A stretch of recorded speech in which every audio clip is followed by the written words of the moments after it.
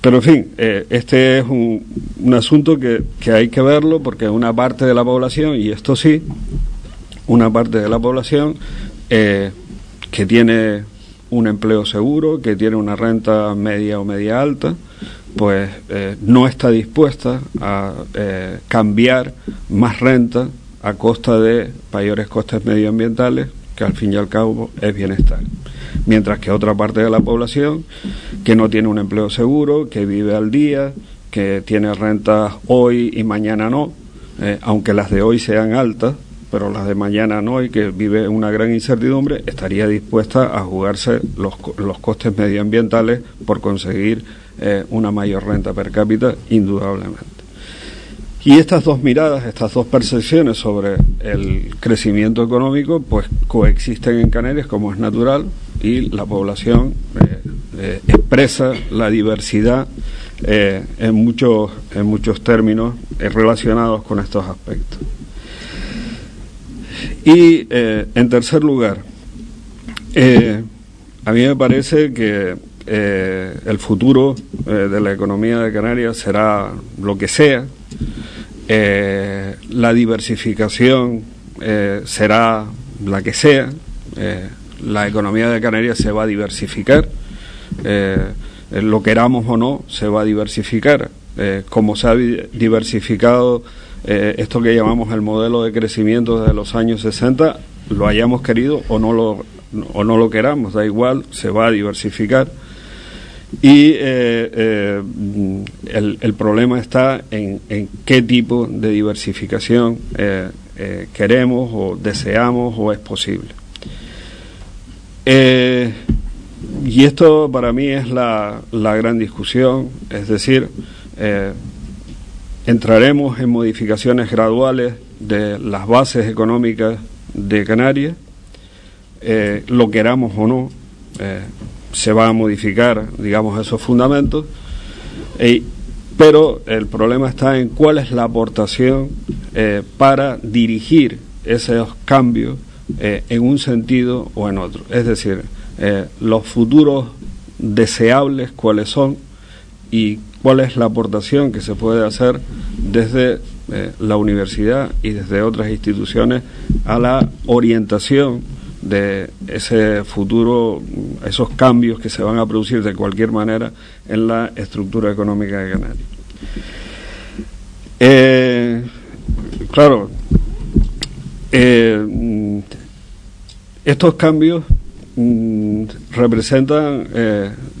se afrontan desde tres perspectivas, o teniendo en cuenta tres grandes obstáculos. Primero, el condicionante típico de las islas, la lejanía, la pequeña dimensión, características que hemos denominado ultraperiferia.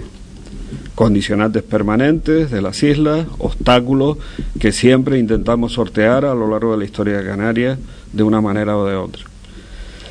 Segundo obstáculo, la crisis económica. Las crisis económicas dejan huellas, de las crisis no se sale, de las recesiones sí, de las épocas de bajo crecimiento sí se sale, de las crisis no se sale, de las crisis se pasa, es decir, nada vuelve a ser como antes, hay modificaciones sustanciales, heridas que quedan abiertas y sobre todo una importante tasa de paro que cerca del 29% en este último trimestre del 2010, que impone determinadas limitaciones.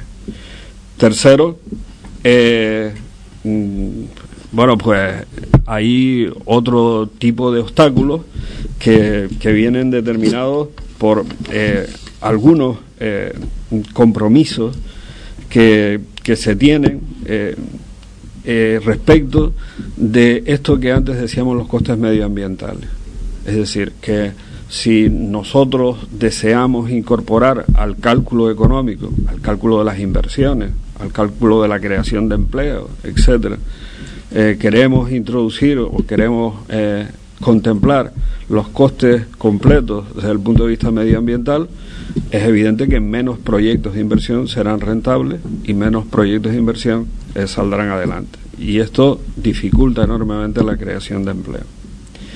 Así que necesitamos resolver los problemas tradicionales, condicionantes de ultraperiferia, necesitamos resolver los problemas de la crisis económica y necesitamos resolver los problemas del cálculo económico, de las inversiones y del empleo. Y para esto hace falta conocimiento. No es posible generar automatismos en la sociedad suficiente para resolver estos problemas, en alguna medida, no digamos totalmente, pero en alguna medida, sin personas que operen con un alto nivel de conocimientos y de especialización. Cuando hablo de especialización, hablo no de saber, de la especialización entendida como se entendía antes, sino de excelencia en distintas materias. Es decir, que este es el papel de la universidad, aportar a este proceso gradual de cambio, pues el conocimiento suficiente, no en su totalidad, pero sí en gran parte. Por otra parte, la OCDE, las organizaciones internacionales, están insistiendo en la misión, en el compromiso de las universidades en el ámbito regional. Sí, ya nos van. Sí. Segunda oportunidad. Gracias. Bueno, y entonces paso a el cálculo de los costes, de la aportación de la universidad en términos económicos. Utilizando el anterior, Rodrigo, el anterior cuadro, no, el anterior, utilizando las tablas input-output, y aunque las tablas no desagregan a la universidad en educación, pero los coeficientes pueden ser aproximadamente, aproximados, pues, y utilizando los datos de gasto en la universidad que me aportaron desde el rectorado, pues hemos hecho el cálculo de cuánto es la aportación en cada caso de las universidades como organización, directo al conjunto del valor añadido de Canarias. Los efectos de arrastre hacia atrás, es decir, lo que la universidad mueve en sus relaciones con aquellos que le venden cosas, bienes o servicios, es el 0,92 del valor añadido bruto del año 2010. Los efectos de I+D son del 0,39 y los efectos hacia atrás y los efectos hacia adelante son del 0,33. Los efectos hacia adelante del primero de los cálculos no se pueden calcular en las tablas imputadas porque al ser universidades públicas se consideran que son de no mercado y por tanto se considera que no venden nada. Es discutible, pero no se pueden calcular, así que hemos calculado esos efectos que me parece que son importantes, teniendo en cuenta que, por ejemplo, un sector como la agricultura es el 1 y pico del PIB, pues son importantes. Otro aspecto importante es lo que hacen los universitarios, que son nuestro producto principal.